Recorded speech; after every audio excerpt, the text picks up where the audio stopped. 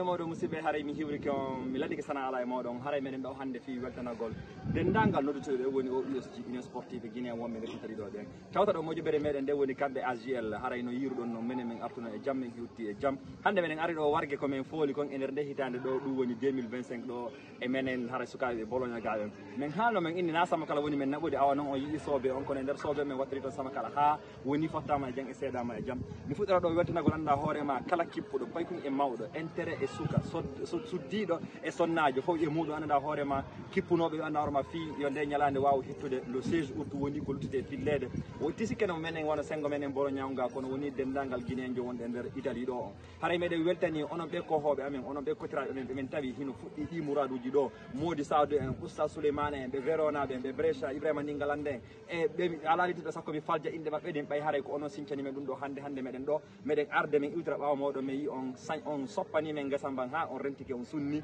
ke on remi joni noon min ari ko en fof woni gollidude muɗum fi wata baaɗi ɗin bonnu haray noon on yii menen en golɗo ɗum ɗo wonno wargue amen ɗen haray menen Bologna iwtiri kanko min ari an hoore fello e sukaɓe dendagal wimi e hiine sukaɓe guinéenɓe arnoɓe ɗon eñi haray no jarni on no weltani on fi Mouradou nema kam Milan woni ndiyan ɗan woni nokkure nden ɗi Allah sappo e ɗiɗi o waɗi ko ɗon kon haray ɗo weltana meɗen yeeli kadi ko ɗum ɗo kadi fonni mouraduji meɗen ɗin ko fotteten yimɓe meɗen ɓen fottidira andidira nomi wirata on noon si a semminanimo ma on hay ƴewata habba goɗɗo gono ara sembinamo wonno no arana sembinama haray en fotti en sembidini hoore meɗen en sembi en hettini fi hoore meɗen en hetti en mawnini fi hoore meɗen en mawni o trophée ɗo wona Bologna gagnimo kono ko dendagal guinéenɓe gagnimo o trophée ɗo wona Ariane gagnimo kono ko guinéenɓe wonɓe nder Italie guinéen jo gagnimo haray dendagal arnoɓe ɗo wallitiɓe itti ka fuɗɗi ha ka haali haray hino weltana meɗen jarni on AGL on meɗen jarni on USG on meɗen jarni on fedde ɓantal Fouta Dialo ɓay hande so ɗum ɗo wawi wonde ko saabu fedde nden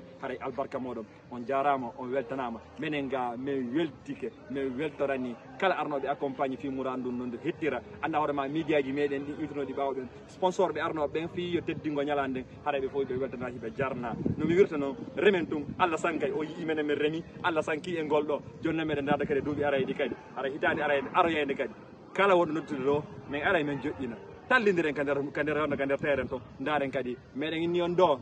min fuɗɗike ko sama kala on ɗon dongal ngal ara enge yeeso albarka moɗon. Assalamu aleykum wa rahmatullahi taala barakatu haray ko Abdoulaye Soukama mo jagui sawndo Bologna on haray franchement ko trophée ɗo mi yono min gañoyi Milan haray awal an on fof taw ko arano meɗe weltani organisateur ɓe ɓen fof weɗɗani mawɓe men ɓen ko tawti supportugol en o programme ɗo weltani Milan ko akey jama on ko Milan o weltanama yo Allah waɗi jodde aljanna o weltanama he ndiyam ɓuɓuɗan he ñameteji welɗi he tereji labaɗi he yimɓe labaɓe kadi fotti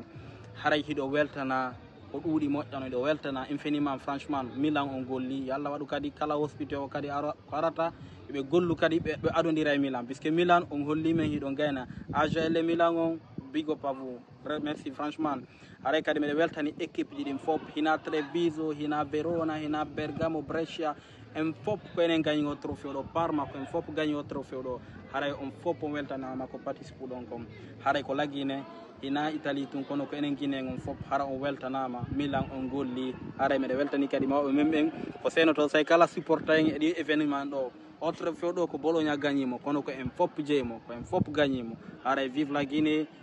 merci beaucoup franchement merci Milano AGL